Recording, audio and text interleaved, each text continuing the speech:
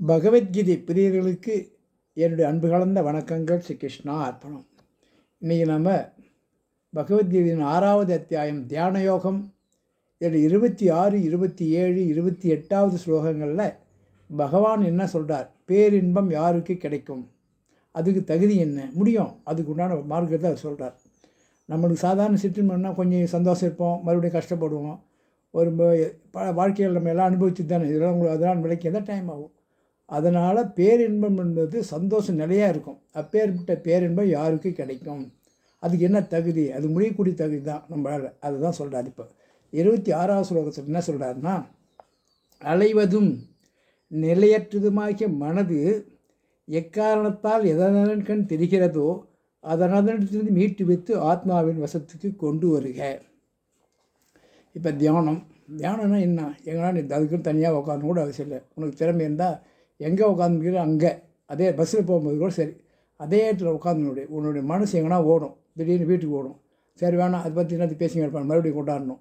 மறுபடியும் எங்கன்னா ஓடும், ஊருக்கு டூர் போகிற இடத்துக்கு, இல்லை ஃப்ரெண்டுங்களுக்கு பிரச்சனை ஏதாவது ஒன்று வந்துக்கிட்டே, அதெல்லாம் வேண்டான்னு சொல்லிட்டு கடந்த காலத்தை இதை விட்டுடணும்.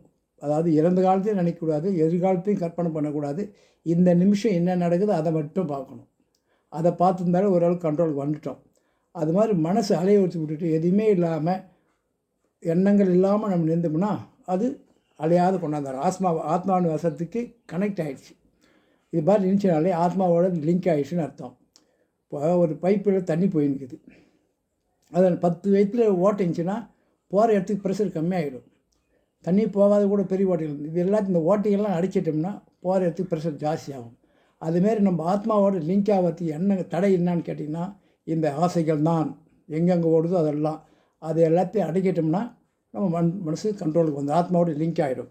அதுக்கு அடுத்து ஸ்லோகம், மிக சாந்தமான மனதை உடைய ரஜோகுணத்தின் வேகம் தெளிந்த பாபமற்ற தானே பிரம்மமான யோகிக்கே பேரின்பம் எடுத்துருக்கிறது. யார் நம்மளே பிரம்மமாயிரும் எப்போ?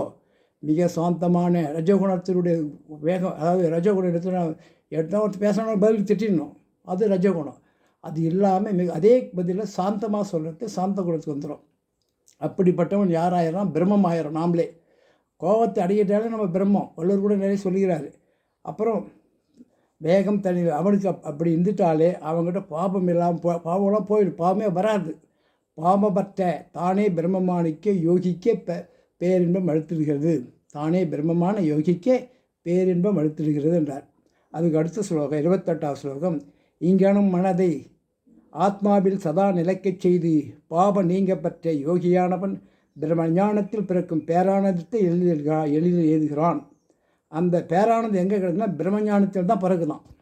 அந்த பிரம்மஞானம் கிடைக்கிற நம்மளுக்கு சாந்தமான குணம் இருக்கும். இப்படி அடிக்கடி இதை கண்ட்ரோல் பண்ணிக்கினே இருந்தோம்னா, ப்ராக்டிஸ் பண்ணிக்கிட்டே இருந்தோம்னா நமக்கு எல்லா பாவமும் போயிடும், சாந்தமானம் ஆகிடும். அப்போ சீக்கிரம் நம்மளுக்கு பேரானந்தம் கிடைக்கும். ஓம் சக்தி ஓம். ஓம் தத் சத். கிருஷ்ணா அர்ப்பணம்.